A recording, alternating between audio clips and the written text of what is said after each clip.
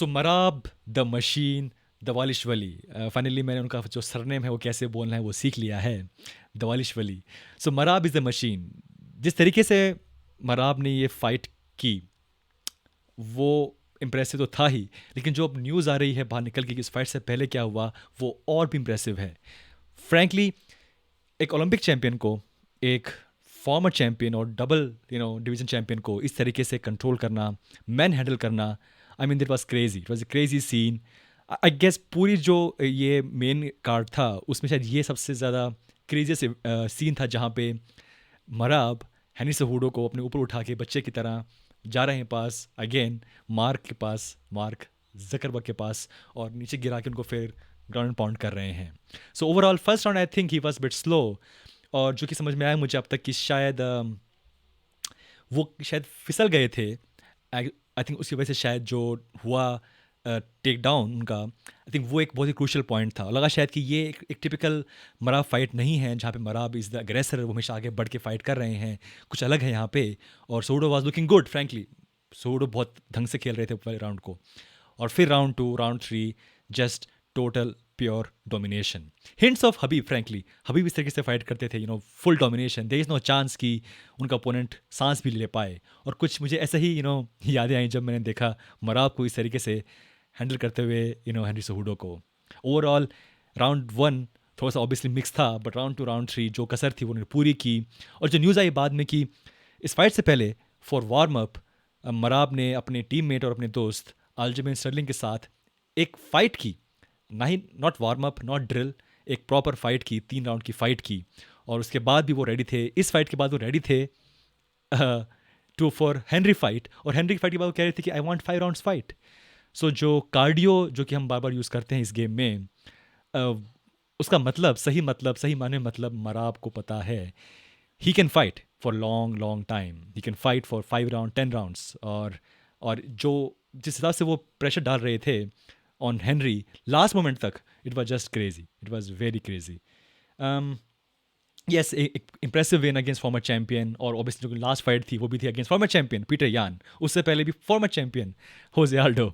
So back to back impressive victories, और अब उनकी शायद साफ है रास्ता कि he will fight for the title next.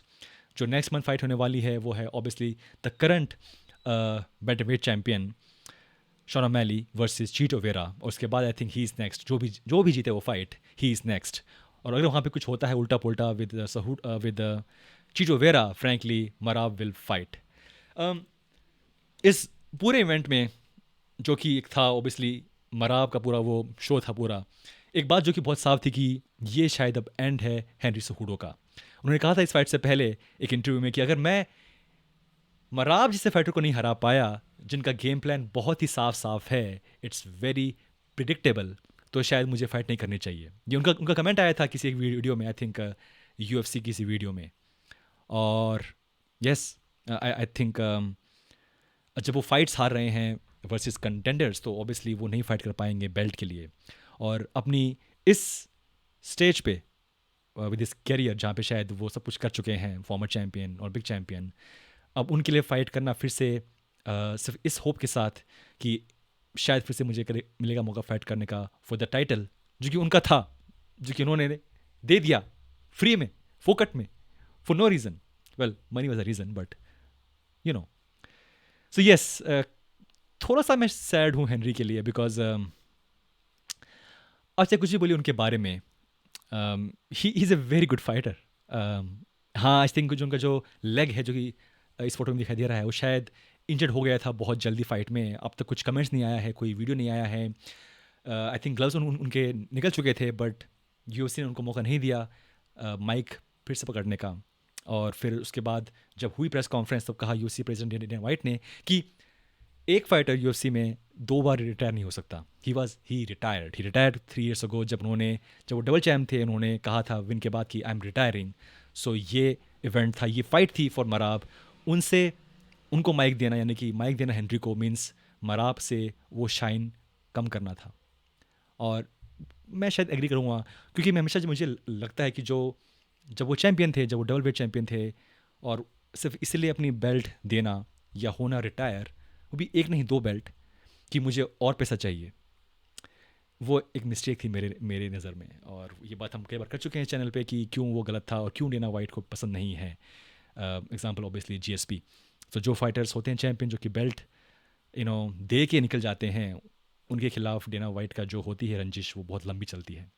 सो उनको मिला फाइट करने का, वो फाइट की उन्होंने की, ये fight and last fight against Aljamain Sterling, यही बहुत है आई थिंक।